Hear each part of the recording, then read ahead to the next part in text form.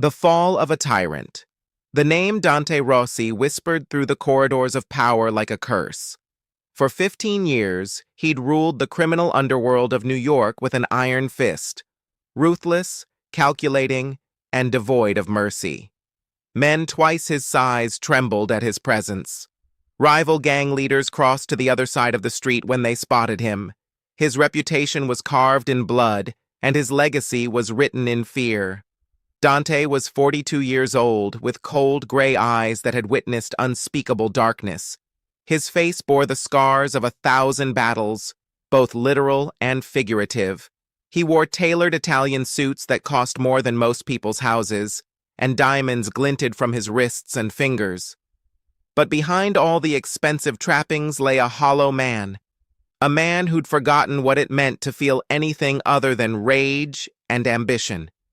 He had everything the world could offer: money, power, respect, and fear. Yet he had nothing that mattered. This is the story of how one woman changed everything. The gunshot wound was deep. Dante had taken a bullet meant for his brother, Marco, during a deal gone wrong in a warehouse on the east side. He'd collapsed in Marco's arms, losing consciousness as blood pooled beneath him on the concrete floor. When he woke, he was lying in a hospital bed with white sheets and the smell of antiseptic filling his nostrils. His shoulder throbbed with a dull, persistent pain. Through the haze of medication, he could make out figures moving around him: doctors, security, his men, stationed outside the door. But then she walked in. Her name was Sofia Marchetti, and she was 34 years old, a cardiac and trauma nurse with 8 years of experience at St. Mercy Hospital. She had thick, dark hair pulled into a practical bun, warm, hazel eyes that seemed to hold the weight of 1,000 stories, and hands that moved with confident precision. She wasn't tall, barely reaching 5'4", but there was something about her presence that commanded the room. Dante watched as she checked his vitals with professional efficiency, making notes on his chart without once looking at his face. She moved around him like he was just another patient, another body in need of care. No fear, no deference, no recognition of who he was or what he represented. "You're lucky," she said, her voice steady and matter-of-fact. "The bullet missed your artery by less than an inch. If your brother hadn't gotten you here when he did, you'd be dead." Dante had never heard anyone speak to him so normally, so clinically, so utterly unconcerned with his reputation or his power. "What's your name?" he asked, his voice gravelly from disuse. She finally looked at him, and for just a moment, her professional mask slipped. There was sadness in her eyes, the kind that comes from carrying too much pain for too long. "Sophia," she said, "and before you think about trying anything stupid, know that I've patched up gang members, rival gang members, police officers, and innocent bystanders. I don't judge, I just heal. So let's keep this professional, shall we?" She adjusted his IV and prepared an injection. "This will help with the pain. You're going to be here for at least a week, maybe longer depending on how the infection markers look. No visitors except immediate family, no phone calls, and absolutely no business conducted on this floor. If I catch any of your men bringing weapons or conducting deals in this hospital, I'm calling the police, and I don't care how many lawyers you have. Understood?" Dante found himself nodding. For the first time in years, someone was telling him what to do, and he wasn't having them killed for it. Instead, he was obeying. Over the next 7 days, Sophia became Dante's primary caregiver. She was there every morning at 6 a.m. to check his vitals, every evening at 6 p.m. to change his dressings, and often in between when she could spare a moment from her other patients. Their interactions were professional, but gradually became something more. On day 3, she found him staring out the window at the New York skyline, his jaw clenched with frustration. He was weak, confined to a hospital bed, stripped of his power and control. It was driving him mad. "Tough guy like you doesn't handle vulnerability well, does he?" Sophia observed, adjusting his pillow with surprising gentleness. "I don't do vulnerability," Dante replied flatly. "Everyone does. Some of us just hide it better than others." She sat down in the chair beside his bed, something she hadn't done before. "I grew up in Hell's Kitchen, you know. My father was involved with your organization. Nothing major, just small-time stuff. He thought it was glamorous, exciting. He thought it would make him important." Dante said nothing, but he was listening intently. "He died when I was 16, stabbed 3 times in an alley because of a debt he couldn't pay.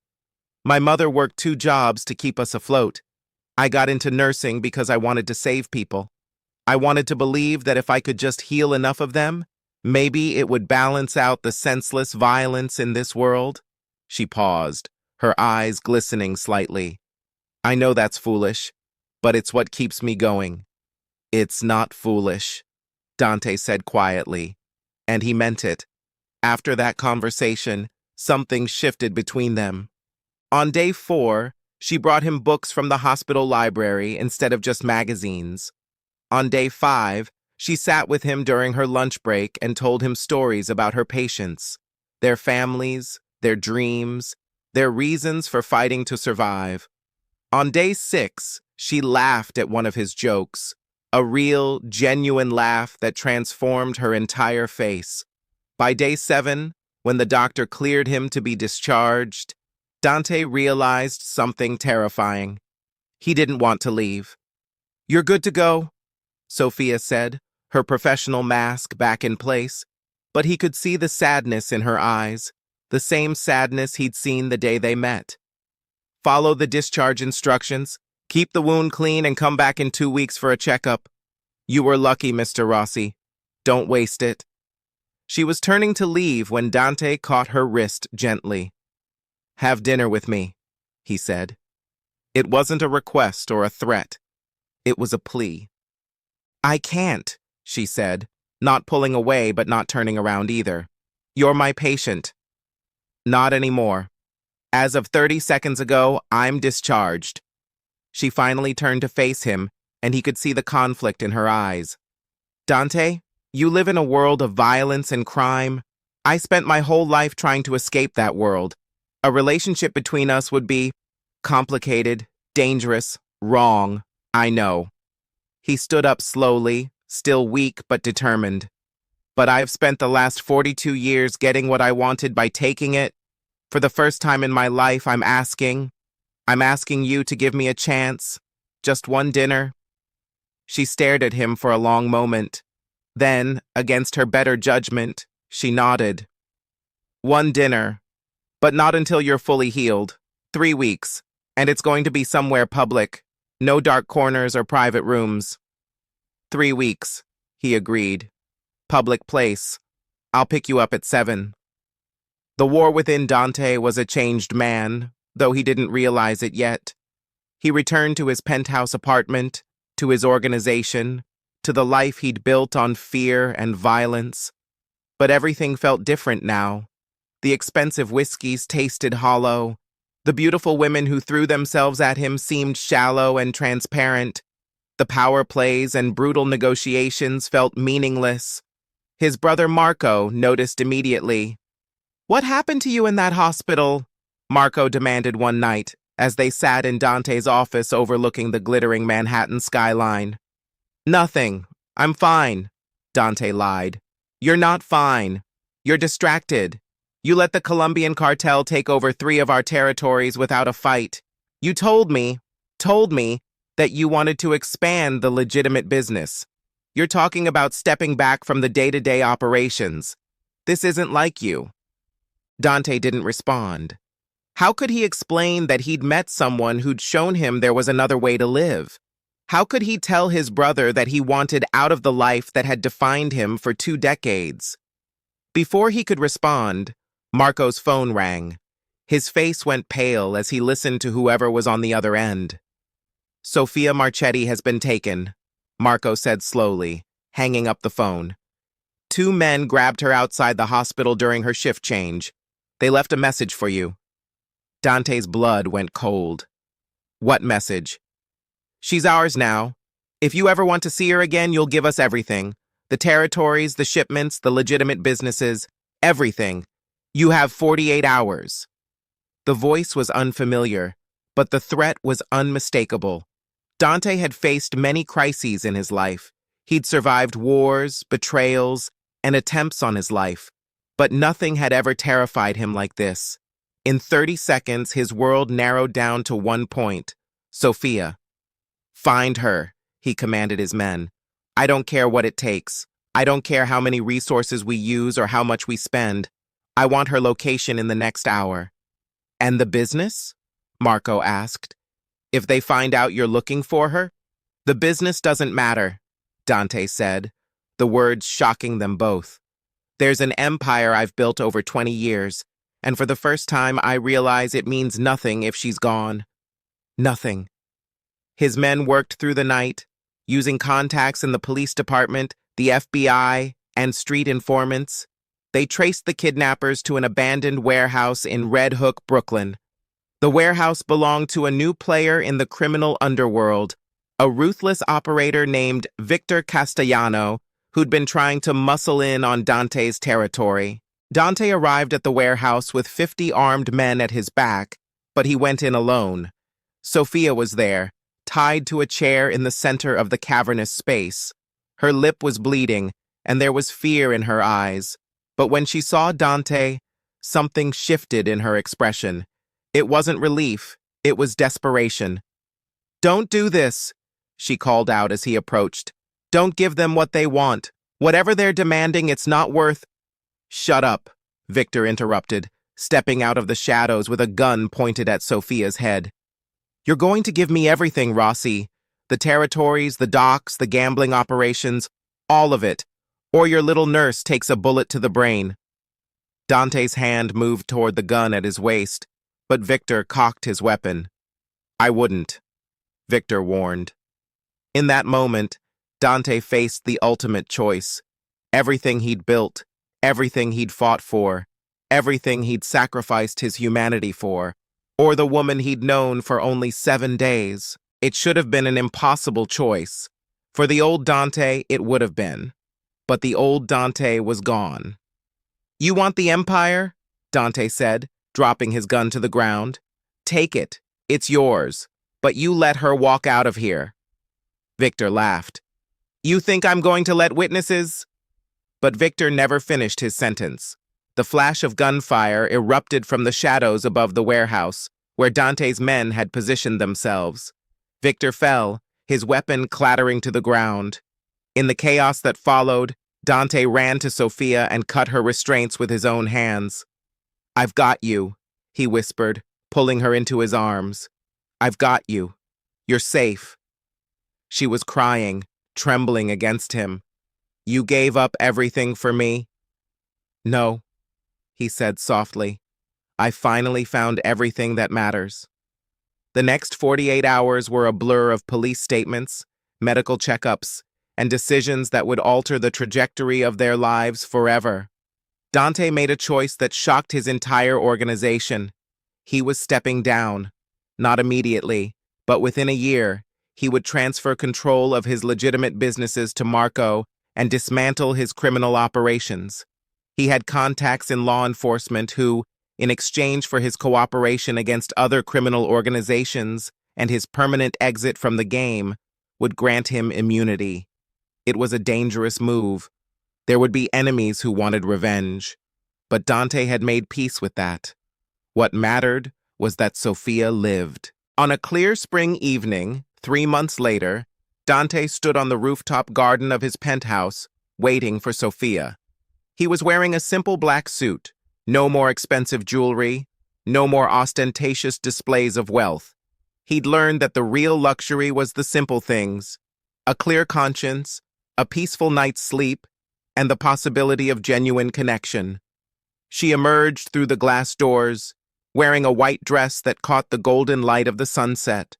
Her dark hair fell in waves down her back, and when she smiled at him, Dante felt something shift in his chest. "Hi," she said simply. "Hi," he replied.